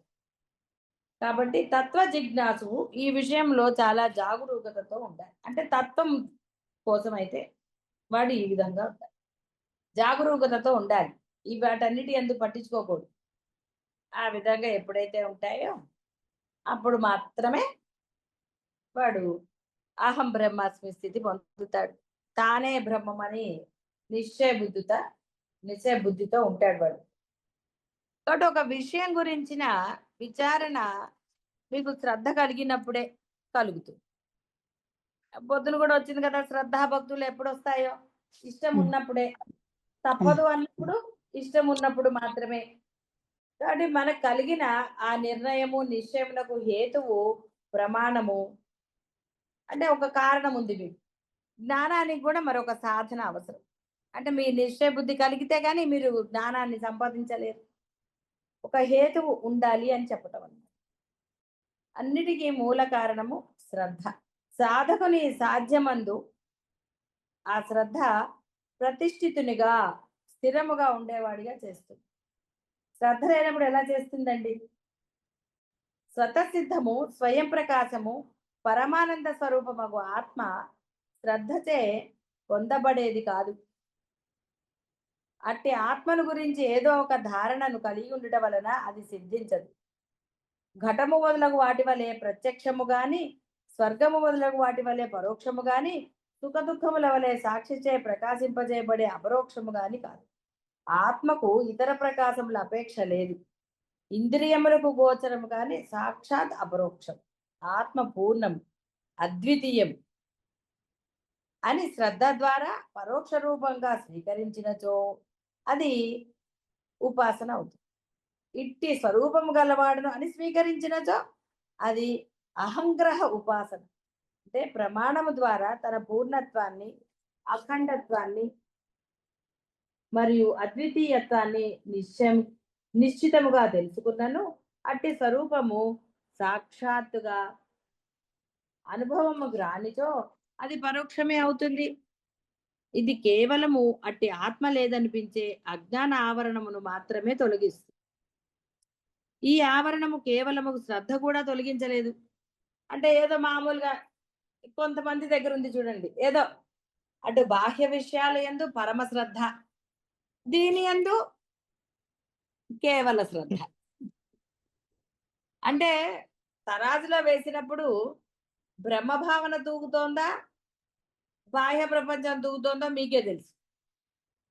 ఇందులో ఏం పెద్ద సందేహం ఏం లేదు. ఏం తూగుతోంది అనేది మీకే బాగా తెలుసు. కాబట్టి కేవల శ్రద్ధ సరిపోదు. ఆచరణ పూర్వకమైన శ్రద్ధ, పట్టుదల ఉండాలి అని చెప్పారు. కాబట్టి ఆత్మ లేదనిపించే అజ్ఞాన ఆవరణం మాత్రమే తొలగించగలదు. ఈ ఆవరణమును కేవలము శ్రద్ధ కూడా తొలగించలేదు. తన ఆత్మస్వరూపము పూర్ణము, అఖండము మరియు అద్వితీయము అను సత్యము మహావాక్యము ద్వారా సాక్షాత్ అపరోక్షం అయినప్పుడు మాత్రమే అట్టి ఆత్మ ప్రకాశించుట లేదనే ఆవరణము తొలగిపోదు. ఇటు స్వతసిద్ధ స్వయం ప్రకాశ పరమానంద స్వరూపము ఆత్మ వస్తువు సిద్ధించుట కొరకు మరియు ఈ అనుభవ స్వరూపముగా ఆత్మ యొక్క అనుభూతి కలుగుట కొరకు అజ్ఞాన నివృత్తిని మినహాయించి మరి యొక్క సాధన యొక్క అపేక్ష లేదు. సర్వాధిష్ట సత్ మరియు సర్వ అవభాసక చిత్ యొక్క ఐక్యం యొక్క జ్ఞానము కలగనిదే ఆత్మ యొక్క పరమస్వరూపము అనగా శుద్ధ బుద్ధ ముక్త పరమాత్మ లభింపజాలదు. కాబట్టి ఏదో కేవలంగా తెలుసుకున్నామండి, తెలుసుకున్న జ్ఞానాన్ని తర్వాత వాడతాను నెమ్మదిగా, ఇప్పుడు ఈ బాహ్య ప్రపంచంలో మునగానాం తేలానాం, అవసరం లేకపోయినా సరే ఇంట్రెస్ట్, తపన, దానికోసం ఎంత శారీరక శ్రమలని ఇక అసలు ఏదైనా సరే ఇంకా దానికి అడ్డు అదుపు లేదు. అలా ఉన్నప్పుడు ఇది లభించదు. అందుకే దీక్షలు చెప్పబడుతున్నాయి. ముందు ఇది పొందు, ఆ తర్వాత ఎక్కడన్నా ఏమన్నా చెయ్యి, నీ మనసు చక్కగా నిశ్చలంగా ఆనందంగా ఉంటుంది. కానీ అది చేయటం లేదే. అందుకనే కేవల శ్రద్ధ సరిపోదు అన్నారు. వాచా వేదాంతం సరిపోదు, కేవలం నాకు తెలుసు అంటే సరిపోదు. ఉన్నది అయ్యో నాకు అజ్ఞానం ఉందండి, అది దానికోసమే ప్రయత్నం చేస్తున్నానండి, ఇదిగో పొద్దున్న లేచి కాసేపు 1 గంట చేస్తాను, తర్వాత నామస్మరణ గుర్తున్నంత వరకు చేస్తాను. ఇలా రకరకాల భావనలు, ఆలోచనలు, సమర్థింపులు ఎన్నో ఉన్నాయి మీ దగ్గర. ఇవన్నీ ఉన్నంతకాలం మీకు లభించదు. మీది కేవల శ్రద్ధ మాత్రం. పరిపూర్ణ శ్రద్ధ ఎక్కడుందో మీకే అర్థమైంది, మళ్ళీ చెప్పక్కర్లా. కాబట్టి పరిపూర్ణ శ్రద్ధ ఉన్నప్పుడు మాత్రమే మీరు దానిని పొందగలుగుతారు. అంటే పూర్ణత్వాన్ని పొందగలుగుతారు. పూర్ణత్వం సిద్ధిస్తుంది. లేకపోతే ఎలా సిద్ధిస్తుంది అసలు? ప్రశ్నే లేదు సిద్ధించడానికి. కడుపు నిండా తింటే కదా ఆకలి తీరుతుంది అంటారు. కొంచెం తిని చాలే అంటే ఎంత అసంతృప్తి అండి.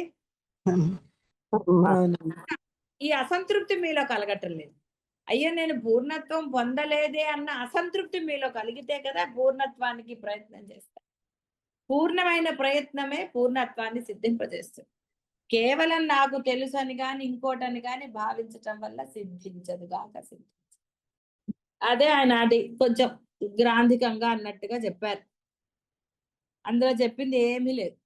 ఉన్నది ఆ పరబ్రహ్మమే. నీకు తెలిసిన తర్వాత ఆచరణ పెట్టకుండా కేవల శ్రద్ధ చూపిస్తూ, అంటే పొద్దున కాసేపు సాయంత్రం కాసేపు అలా చేస్తే జీవితం అయిపోతుంది, జీవితం నశిస్తుంది, ఏం సందేహం లేదు. కాలం నీకోసం ఆగదు. అయ్యో నాకు తెలిసిందంటే బ్రహ్మము, కాస్త ఓపిక పట్టకపోతే ఎట్లా, ఎప్పటికప్పటికి నేను పొందుతాను కదా అంటే బ్రహ్మం ఆగడు నీకోసం. అంతర్ముఖులై రాగద్వేషం లేని బుద్ధితో విచారించినచో సంపూర్ణ దృశ్యములకు మూలం నందు కంటికి కనపడని ద్రష్టయగు ఆత్మయే ఉన్నదని స్పష్టమవుతుంది. నా అన్యహ బంధ విద్యతే, ఇంకా వేరేదేమీ లేదు. అంతర్ముఖులై రాగద్వేషములు లేని బుద్ధితో సంస్కరించిన బుద్ధి బ్రహ్మ భావన. అప్పుడు ఈ సంపూర్ణ దృశ్యములకు మూలమునందు కంటికి కనపడిన ద్రష్టయుగు ఆత్మే ఉన్నదని స్పష్టం. ఆత్మ కార్యకారణ భావమును పొంది ఉన్న విశిష్ట పదార్థములకు అధిష్టానము మరియు ప్రకాశకము అయి ఉన్నను తాను స్వయముగా నిర్విశేషముగానే ఉన్నది. పాపం దానికి ఏం విశేషాలు లేవు. ఏదో గుర్తించిన 4 డైలాగులు కొట్టి ఊరుకుంటాడు కానీ ఉంటాడు అంటే అది పట్టుకుని లేడు కదా. పట్టుకుని ఉన్న వాళ్ళు కూడా ప్రచారాలు ఏం చేసుకోరు, బోర్డులు ఏం పెట్టుకోరు. ఎక్కడన్నా ఎవరన్నా పెట్టుకున్నారండి? స్వయముగా నిర్విశేషముగానే అంటే ఏ విశేషాలు లేకుండా ఉంటుంది. దేశము కాలము పదార్థం అనే త్రిపుటి అంతయు ఈ ఆత్మ మూలకముగానే ప్రకాశిస్తుంది. కావున ఈ త్రిపుటి ఉన్న అవస్థ గాని లేని అవస్థ గాని ఆత్మని పరిచ్ఛేదము చేయజాలదు. మీరు ఎంత అన్నా ప్రయత్నం చేయండి, ఆత్మ లేకుండా మీరు ఉండగలరా? నేనే గొప్ప, ఆత్మతో నాకు బంధమే లేదు, అసలు ఆత్మ లేకుండా కూడా నేను ఏదైనా చేయగలను, సాధించగలను అని అనండి చూద్దాం. కాబట్టి ఆ ఆత్మని మీరేమి చేయలేరు. కృష్ణ పరమాత్మ కూడా చెప్పాడు, నీటిలో తడవదు అది ఇదని అన్ని డైలాగులు ఆయన కొట్టేశాడు.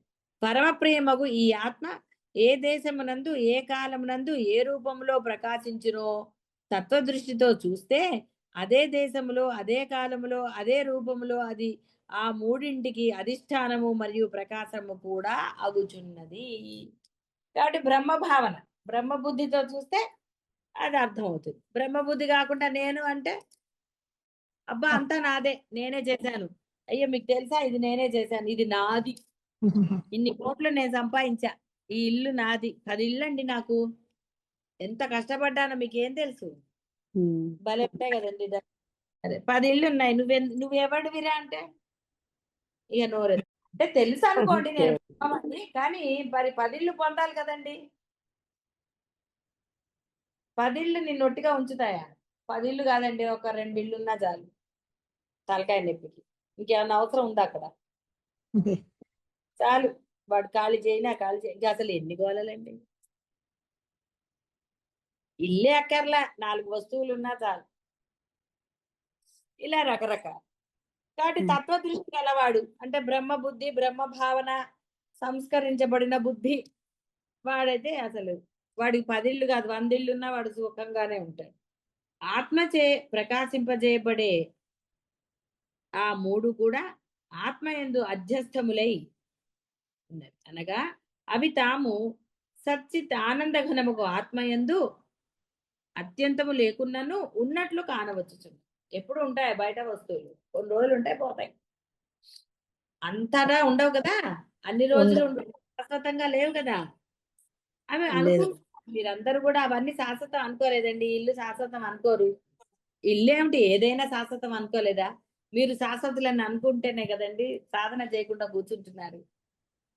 మీరు నేను నశిస్తాను ఈ లోపల పొందాలి అన్న జ్ఞానమో దృఢ నిశ్చయం కలిగితే సాధన చేయరా, పొందరా పూర్ణత్వాన్ని, పొంది తీరుతారు. కానీ మీరు పూర్ణత్వం మేము అబ్బా ఎప్పటికీ ఉంటామన్న భావన ఉంది కదా, అది అందువలన దీక్ష నియమాలు లేవు, పొందాలన్న తపన లేదు. బాహ్యమైన వాటిల్లోనే అసలు ఇక చెప్పక్కర్లేదు. మళ్ళా ఇక బాహ్యమైనవంటే మీరు వేరే చెప్పక్కర్లే, బంధాలనండి వస్తువులనండి వేటనండి. మళ్ళీ తాదాత్మ్యం వాటిల్లో ఏది కూడదో మళ్ళీ వాటిలోనే తాదాత్మ్యత. ఇక సాధన ఎక్కడుందండి? సాధన లేదు. కావున ప్రతీయమానములకు అంటే తెలియబడే దేశము కాలము వస్తువుల ఖండములు గాని భేదములు గాని ఆత్మను స్పృశించలేవు. అంటే అసంగమగు ఆత్మ బ్రహ్మయే. ఆత్మ యొక్క బ్రహ్మత్వము సాధ్యము కాదు, సిద్ధమే. సిద్ధమగు ఐక్యము సాధన వలన ఉత్పన్నమయ్యేది కాదు.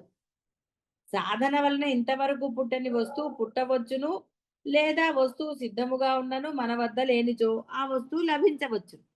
అంటే బాహ్య ప్రపంచంలో ఇది సాధన వల్ల కొత్తగా రాలేదు, మీకు ఆల్రెడీ మీరే అలా లేరు. కాబట్టి ఆ సహాయంతో ఏదో కాలు నొప్పి పుట్టింది అనుకోండి, ఆ కాలు నొప్పి తగ్గే వరకు కర్ర సహాయం తీసుకుంటారు. కాలు నొప్పి తగ్గాక కూడా కర్రతో నడుస్తారా? నడవరు కదా. కాబట్టి బ్రహ్మముగా ఉండలేకపోతున్నారు కాబట్టి బ్రహ్మాన్నే ఆసరగా తీసుకున్నారు. బ్రహ్మం వేరు నామం వేరు కాదు కాబట్టి అదే సాధనగా ఊతగా తీసుకున్నారు, ఆలంబనగా తీసుకున్నారు. ఎప్పుడైతే బ్రహ్మం అయిపోయారో ఇంకా ఈ ఆలంబన అక్కర్లేదు. దానికే మనం ఎన్నోసార్లు పిల్లలు అడుగులు వాళ్ళకి నడక రానప్పుడు చేయు, వచ్చాక అక్కర్లేదు. ఇది అంతే. పూర్ణత్వం పొందాక ఏ సాధన అక్కర్లేదని చెప్తున్నారు. మనకంటే భిన్నముగా ఉన్న వస్తువు సిద్ధ వస్తువే అయినా అది లభించుటకు ప్రత్యక్షము మొదలగు ప్రమాణాలు అవసరమవుతున్నాయి. సంగతి తెలిసాక కూడా దానిని పొందుటకు ప్రయత్నం చేయకపోతే ఎలాగా? ప్రయత్నము చేయవలసి ఉంటుంది. ఆ సిద్ధ వస్తువు అన్యముగా ఉండే సందర్భంలో అది కొన్ని విశేషములు కలిగి అవుతుంది. వేరే వస్తువు అయితే ఫలానా వస్తువు అంటే దాన్ని వర్ణిస్తారు కదండి, ఇలాగా అలాగా ఏదో అని. కానీ ఇది అలా ఉందా? లేదు. ఏ రూపమో ఆ రూపానికి ఒదిగిపోయి ఉంది. కాబట్టి ఇది అని వర్ణించలేరు. కాబట్టి అది అనంతమైంది అనగా ఆకారం యొక్క ఆరోపము దానికి తప్పదు. అట్టి స్థితిలో అది కూడా దృశ్యము మరియు అధ్యస్థము మాత్రమే అవుతుంది. అట్టి దానిని సిద్ధ వస్తువు ఎలా అంటారు? సిద్ధ వస్తువు మన స్వరూపమే అయి ఉన్న పక్షంలో దాని కొరకే ప్రత్యక్షాది ప్రమాణముల అపేక్ష లేసమైనా ఉండాలి. నువ్వేలా అంటుంటే మళ్ళీ దానికి ప్రమాణము, దాని విశేషాలు, దాని గొప్పతనం అడిగితే అరే నువ్వు తిన్నదిరా, నువ్వు ఎలా చూస్తున్నావు, ఎలా వింటున్నావు, ఎలా పెరిగావు, తిన్నంత మాత్రాన పెరగటమేనా? తినని వాడు పెరగట్లే. అలా ఎన్నో ప్రశ్నలు ఉన్నాయి. ఎన్నో వేసుకోవచ్చు వివేక విచక్షణాలను. కాబట్టి ఇంకా నీకు వేరే ఎందుకురా ప్రమాణము అక్కరలేదు. కేవలము మహావాక్యముల ద్వారా మాత్రమే స్వరూపమైన నిత్యప్రాత్మక ఆత్మ లభించి నిత్యము తొలగియే ఉన్న అనర్థము తొలగిపోదు. ఎప్పుడైతే ఇది సిద్ధించిందో అనర్థం ఎక్కడుందండి? వెలుతురు వచ్చాక చీకటి ఎక్కడుంది? లేనే లేదు. అదే విధంగా అనర్థము తొలగిపోదు. ఆత్మ సిద్ధించుటకు గాని స్థిరముగా ఉండుటకు గాని అనుభవమునకు వచ్చుటకు గాని మహావాక్యముల ద్వారా అజ్ఞానమును తొలగించుకొనుట తప్ప మరి యొక్క సాధనము గాని ప్రమాణము గాని అపేక్షించబడుతలేదు. ఇక్కడ మహావాక్యముల బోధనే కదా అర్థము. బోధ తప్ప వేరేదేముందండి? బోధ ద్వారా కదా తెలిసింది, తర్వాత అనుభవం వచ్చింది. బోధ ద్వారా తెలుసుకోకపోతే అనుభవం ఎలా వచ్చింది? కాబట్టి ఆ బోధని ఆచరణలో పెట్టలేదు కాబట్టి సాధన చేయవలసి వస్తుంది. సాధన సరిగ్గా చేయట్లేదు కాబట్టి దీక్ష నియమాలు పెట్టుకోమని. బోధన అప్పుడే ఆచరణలో పెట్టేస్తే సాధన, సాధన చేస్తే దీక్ష నియమాలు అక్కర్లేదు. ఇప్పుడు అక్కడ లేదు కాబట్టి వరుసగా ఒకదాని తర్వాత ఒకటి, ఒకదాని తర్వాత ఒకటి వచ్చాయి. కారు పైకి వెళ్ళిపోతే మెట్లు ఎక్కక్కర్లేదు కదండి గుళ్ళకి, పైన కొండ మీదకి. కార్లు వెళ్ళమండి, టూ వీలర్లే వెళ్తాయంటే టూ వీలర్ ఉంది. అంటే ఏ సాధన అవసరమో ఆ సాధన ఉన్నప్పుడే నీవు దాన్ని పొందుతావు. ఇది అసలే అంటే ఆల్రెడీ నీకు సిద్ధించవలసి నువ్వే. ఇంకా మళ్ళీ ఏం చేయాలి? ఏం చేయక్కర్లా. కానీ ఏం చేయకుండా ఉండట్లేదు కాబట్టి ఈ గోల. కాబట్టి బోధ జరిగింది. బోధలో చెప్పబడింది, ఎవరే నువ్వు ఇలా ఉండొచ్చురా, లేదండి నా వల్ల అవ్వటం లేదు, సరే ఇది చెయ్యి. ఏమంటే ఇది చేయలేకపోతున్నా, అయితే దీక్ష పెట్టుకో. బాహ్యంలో పరీక్షల ముందు దీక్షగా చదువుతారు, కోరికల కోసం దీక్షగా ఏం చేస్తారో తెలుసు కదా. అది కాబట్టి మరి అసలైన దాన్ని పొందడానికి నేనేమి చెయ్యనుండి కేవల శ్రద్ధ సరిపోదు. ఏదో కేవలంగా ఉంటామండి, పర్వాలేదండి, ఏదో ఒకటి మాకు ఈ సంపాదనే ముఖ్యం, బాహ్య ప్రపంచం అంతా కూడా మా అధీనంలోనే ఉండాలి అనుకుంటే అది అందరూ కూడా మీరందరూ మీ అందరికీ సిద్ధించిన వస్తువు ఎవరికైనా అది సిద్ధించిందే. అది కానిది ఏది లేదు కాబట్టి అందరూ బ్రహ్మలే. ఏదైనా బ్రహ్మమే. మీకు కనపడేది కనపడింది సర్వము, కదిలేది కదలంది. కాబట్టి ఆ భావన మీద స్థిరంగా ఉన్నప్పుడు మీరు ఏమీ చేయక్కర్లా. ఆయన చెప్పిన సుబ్బయ్యలాగా ఉండటం. కాబట్టి ఇక్కడ మీకు 3 రకాలుగా చెప్పబడ్డాయి. సాక్షిగా ఉండగలుగుతావా? శుభం. లేదండి సాధన చెయ్యి, అది శుభమే. లేదండి అయితే దీక్షా నియమాలు పెట్టి చేసి, అది నీకు అదే. కాబట్టి వీటిల్లో ఏదో ఒక దాని యందు నువ్వు పూర్ణమైన శ్రద్ధ పెట్టి తీరాలి. కేవల శ్రద్ధ పనికిరాదు, బాహ్యంలో కూడా అయినా అంతే.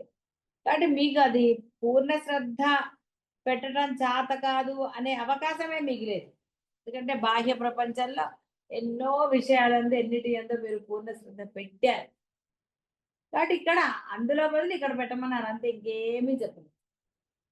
కాబట్టి ఇది సాధకుడికే వదిలివేయబడుతుంది. గురువులు బోధ మాత్రమే చేస్తారు. ఆ బోధను ఆచరణలో పెట్టినవాడు బ్రహ్మం అవుతాడు, గురువు అంతటి వాడు అవుతాడు. శుభం భూయాత్.